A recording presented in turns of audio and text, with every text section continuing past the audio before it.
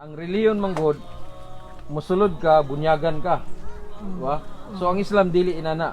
Tungod kay dili man reliyon ang Islam. Ang Islam pamamaraan ng buhay, din ni siya way of life. Diba? So ang pamamaraan ng buhay kanang imong ginasubay ba sa matag adlaw-adlaw. So dili ni siya reliyon nga musulod ka, di ba?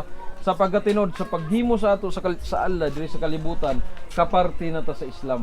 Kaparte na ta sa binuhat sa labang makagagahom. Sama sa akong gisulti ang pagmuslim usa ni siya ka butang nga dili wala na kay sudlan, ba?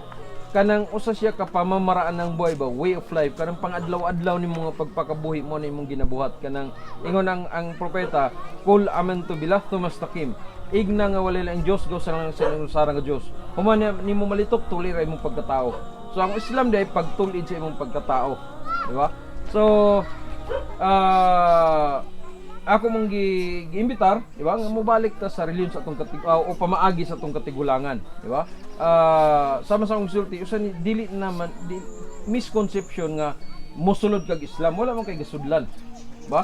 So nito mo nga isa ra ang Dios, di ba? So sa paglitok nato nga ako misaksi nga wala lang Dios gaw sa inusarang nga Dios, mura na siya. Mura na importante. Di ba? So atong litokon itaas ang inyong tuong nga kamot. Sunda ko ninyo. Sunda ko ninyo.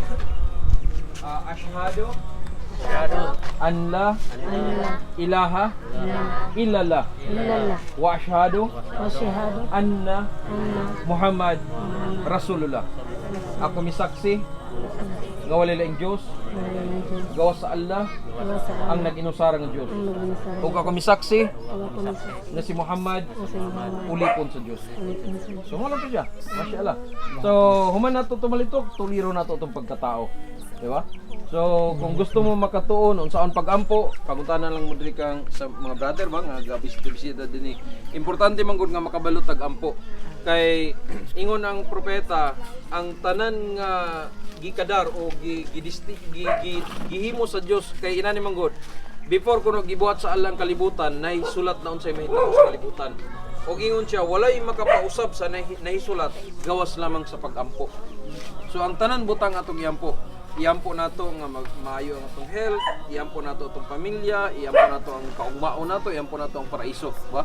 So ang pagampo manggod yabi sa paraiso, di ba? So inshallah tunin ninyo sa unang pagampo, di ba? So ang alala ko. So daghang salamat sa tanan. So kung naman ko inabuyan nga pulong nga nakapasakit sa inyo, nakapainsulto, mga mig pasensya ba? So tungod kay dili niya ang rason.